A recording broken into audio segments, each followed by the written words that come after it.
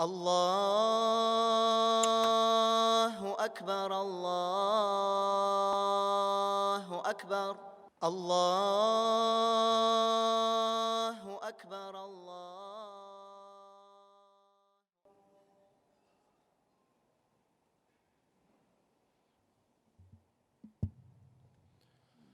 إن الحمد لله نحمده ونستعينه ونستغفره ونعوذ بالله من شرور أنفسنا ومن سيئات أعمالنا من يهديه الله فلا مضل له ومن يضلل فلا هادي له وأشهد أن لا إله إلا الله وحده لا شريك له وأشهد أن محمدا عبده رسوله.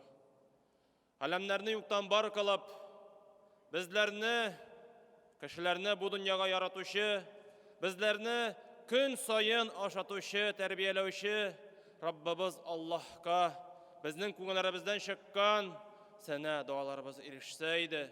Ve hem de bu dünyaya gelip, bizning okutuşumuz, bizning yaratgan Peygamberimiz Muhammed ve hem de ahirette de ul bizning için burşulaşak, ümmetim deyip, bizning için şefaat kılacak.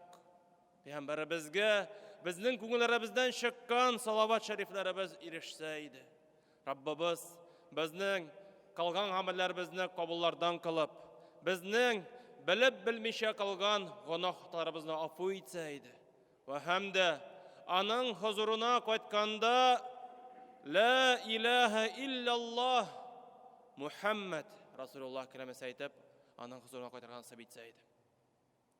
Elhamdülillah Rabbimiz bizge nasip etti yana yılga kirerge.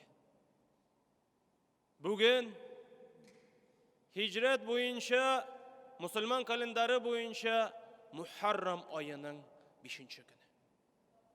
Elhamdülillah biz sizning bilen tag'in bir yılni başladık. Rabbimiz bu yılni bizge hayırlı, kabul bulgan ameller kılarga nasip etseydi.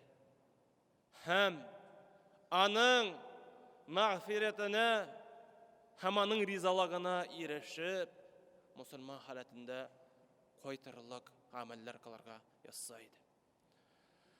Peygamberimiz sallallahu aleyhi ve sellem ayta, Müslim jeyintağında Abu Hurayra'dan kile, afdalus siyami ba'da Ramazan şahrullahi Muharram. En hayırlı uraza Ramazan ayından soň, o da bulsa Muharram ayında tutulgan urazadır. Mine bu hadisten çıkıp, biz anlayız, Peygamberimiz hem Allah Teala bizni şakara uraza tuturga. Uraza ul İslam'ın ikinci bağanası. Ramazan ayında Müslüman kişi uraza tuturga tiyiş. Ama lakin Muharram ayında ul sınalıp baray. Karagaz nindi günler tura, issi, jey vakıtı, iş küp. Amma lakin şuna karamastan da, biz mine şul ayını kübrek uraza tutup, Rabbimizga yalvarıp, dua kılıp ütkersek, inşallah bik bahatli kişilerden bularız. Hem bugünkü hutbemni bağışlaysam kile, mine bu ayda bulgan bir günge. Bukhari jeyintağında İbn Abbas'tan kile, an İbn Abbas radıyallahu anhu kal, قادم النبي صلى الله عليه وسلم المدينة فرأى اليهود. Peygamberimiz hicret kılganda Medine'ye kilgeş, Kure Yahudilerini. فرأى اليهود تصوم يوم عاشوراء فقال ما هذا؟ Hem ol Yahudlarını kurgeç. Köre. Yahudlar uraza tuta. Hem ol da kişi olarak aceplenip soruy. Nerse bu dey? Ni için siz uraza tutasız dey? Hem şunda Yahudlar cevap bire. Kalu hâze yevmun salih. هذا يوم نجى الله بني إسرائيل من عدوهم. Yahudlar aytı, bu günü Allah Teala Banu İsrailni, bizning babaylarimizni qutqardı dey. Qutqardı kimden? Ol da bolsa Firavunning azabından dey. Qaragız. Yahudlar da alar aşandılar. Allah Teala anın rahmetine hem fasamahu Musa şükran lillah hem neşul günni Allah Teala qutqargan için Musa aleyhisselam uraza tuttu dey. Hem Yahudlar da uraza tuttular. قال صلى الله عليه وسلم فأنا أحق بموسى منكم فصامه وأمر بصيامه. Hem Peygamberimiz sallallahu aleyhi ve sellem bu sözlerini işitkeş aytdı. Min sizge qaraganda Musa aleyhisselamga haqlarak dedi. Hem bu günni uraza tuttu, hem musulmanlarni şakırdı uraza tuturga. Şunun için bugün bizning Muharram ayının 5. günü. Hem Aşura Arapçadan tercüme edilen 10. gün deyip bu yılını to'g'ri kela 18 avgustga. Kimdir işte bola, kimdir planlari var, kimdir yo'l aytirga baradir. Amma lakin biz Mine şul emirge boysunub, mine şul şakiruga cevap berip işlesek, inşallah bu dünyada da baxtli bulacakbız. Ve hem de ahirette inşallah kurashakbız özümüzning ajr savoblarimizni. Biz bilamiz. Peygamberimizden ko'p hadisler kela. Hem şunun ikisini aytib ketesim kela. Birinchisi, uraza tutuşu kişi ahiret gününde qachon Allah Teala bizni jiyashak bir jirge. Şunda aytir. Qoya uraza tutuşular turuguz. Hem Rayyan isimli işikten cennetke kirgiz diyer. Hem şunda turib basırlar uraza tutuşular. Hem so'nggi kishi şul işikten kirgenden so'ng şul işik yapılar. Şunun için kardeşlerim, çakıram özümni hem sizni, mine şul işik bizning qarşımızda yapılmasın, bizden so'ng yapılsın. Şulay Peygamberimiz ikinci hadisinde aytdi, kimde kim bir gün uraza tutsa, bir gün, şunu Allah Teala 70 yılga azap otundan yiragaytırdı. Qaragız hele. Allah Teala bizge nindi nimetler nasip edi, emir edi.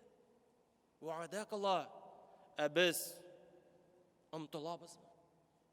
Biz niyetledik mi?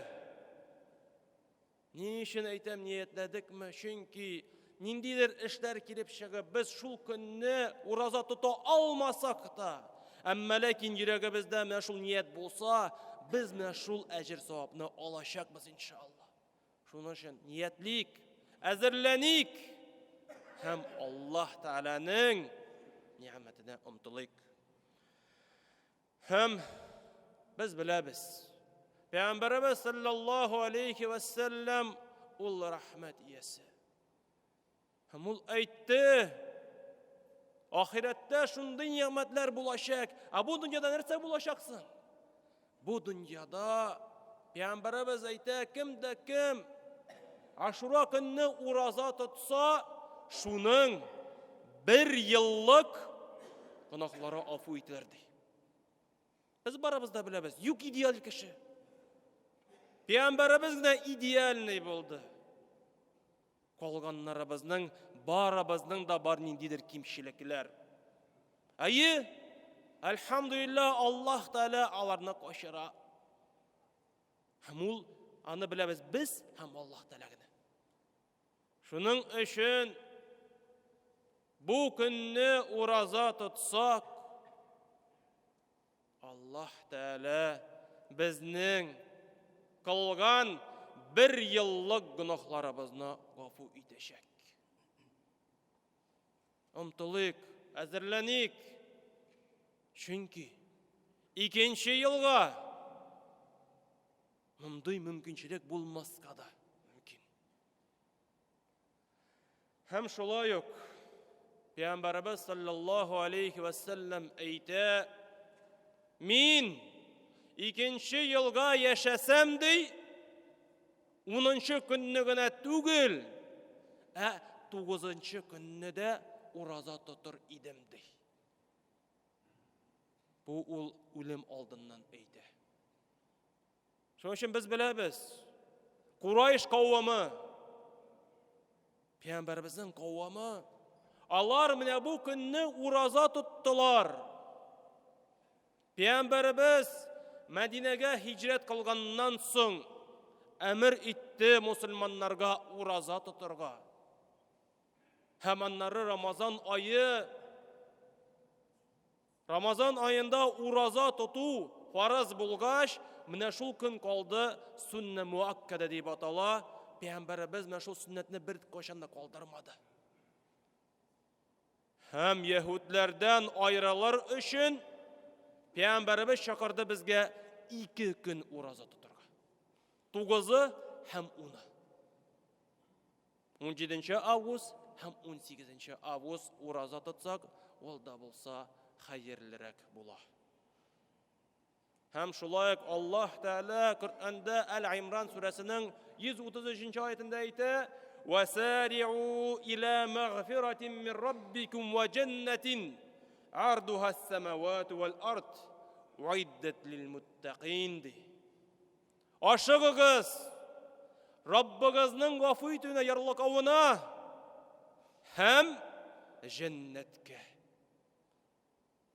Ул җәннәтнең киңлеге җир белән күкләр арасы кебек ди. Һәм ул әзерләнгән тақва кешеләргә.